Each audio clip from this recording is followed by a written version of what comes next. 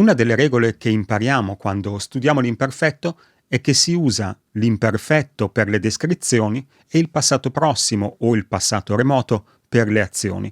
Come in questo esempio. Quella mattina pioveva, alle 7:15 Gianni uscì di casa. Ma potrei dire quella mattina pioveva, alle 7:15 Gianni usciva di casa. È quello che vedremo in questo video, esaminando lo strano caso dell'imperfetto narrativo. Buongiorno a tutti, studenti di italiano, sono Raf. Una delle mie passioni è leggere i vecchi giornali, i quotidiani e le riviste degli anni 50, 60, 70, come questi. Mi piace leggere i vecchi articoli di cronaca perché sono interessanti, curiosi, ma anche per una caratteristica grammaticale, che poi è quello di cui parliamo in questo video. Andiamo a leggere un breve estratto da un articolo del 1958 e capirete di che cosa parlo. Catturato in un caffè il rapinatore che aggredì un benzinaio a Nerviano. Verso le 21 dell'altra sera, il ventenne Silvio Rizzo si trovava nel suo gabbiotto. Fin qui tutto bene, abbiamo un imperfetto e questa è la descrizione. Il gabbiotto è una specie di chiosco, ma continuiamo. Quando la porta si apriva e sulla soglia si affacciava un giovanotto di media statura. «Dammi soldi e sta zitto», intimava il malvivente al gestore del chiosco. E questa è la parte strana. Abbiamo 3 azioni. La porta si apriva, il giovanotto si affacciava, il malvivente intimava.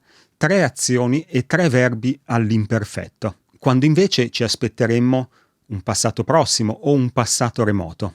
E la cosa si ripete per tutto l'articolo, come possiamo vedere. Non leggiamo tutto l'articolo, ma ho evidenziato in giallo i verbi che indicano azioni e sono all'imperfetto. E questo non è un caso isolato. Andiamo a vedere un altro articolo, sempre del 1958. Donna sventa una rapina abbattendo con un pugno un bandito. Uscita nella corte per riempire un secchio d'acqua, la Galli era improvvisamente aggredita da 2 individui che la legavano e imbavagliavano. E anche in questo caso abbiamo 3 azioni che invece di essere espresse con un passato prossimo o un passato remoto, vengono espresse con un imperfetto. Era aggredita, un imperfetto passivo, e poi la legavano e imbavagliavano. Cosa sta succedendo? Perché queste azioni vengono espresse con l'imperfetto? Ok, è arrivato il momento di svelare il mistero. Questo uso particolare dell'imperfetto si chiama imperfetto narrativo. Possiamo trovare un'analisi approfondita di questo fenomeno in questo libro di Pier Marco Bertinetto che si intitola Tempo, aspetto e azione nel verbo italiano. A me interessano in particolare 2 aspetti. Il primo, in quali contesti si usa, perché non si trova molto spesso. E il secondo, perché si usa, che cosa vuole trasmettere l'autore e che cosa prova il lettore leggendo articoli scritti con l'imperfetto narrativo. Cominciamo dal primo punto. In quali contesti troviamo l'imperfetto narrativo? Diversi autori sono d'accordo sul fatto che questo uso così particolare nasce verso la metà del 1800 nei romanzi, ma è soprattutto nel XX secolo che si afferma e soprattutto nella prosa giornalistica. Negli articoli di cronaca, come quelli che abbiamo visto poco fa, e negli articoli di cronaca sportiva. Vediamo un esempio di un articolo di cronaca sportiva.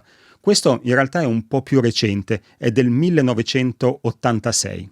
Al 26esimo Zennaro colpiva la traversa su calcio di punizione dal limite. La palla batteva nella facciata inferiore del legno. Questa è naturalmente la cronaca di una partita di calcio e anche in questo caso abbiamo azioni precise che avvengono in un momento preciso, al 26esimo, cioè al minuto 26, e che vengono espresse con l'imperfetto. Quindi articoli di cronaca e articoli di cronaca sportiva. C'è in realtà un terzo caso in cui si usa l'imperfetto narrativo, ma questo è un caso molto particolare e lo vedremo alla fine del video.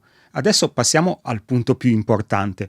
Perché si usa? Che cosa vuole trasmettere l'autore con l'imperfetto narrativo e che cosa proviamo noi quando leggiamo uno di questi articoli? I primi studiosi di questo fenomeno, nel 1800, lo consideravano un modo per rendere più soggettivo il tempo, per prolungare in maniera indefinita le azioni che normalmente durerebbero solo un attimo. Bertinetto scrive che era un modo per dare una visione più diretta degli eventi, quasi che l'interlocutore potesse essere chiamato a farsi direttamente spettatore dell'evento. E quindi capiamo perché questo uso così particolare si trova soprattutto negli articoli di cronaca, perché leggendo, per esempio, la cronaca di un omicidio, ci sentiamo più coinvolti, è come se fossimo presenti, come se vedessimo i fatti.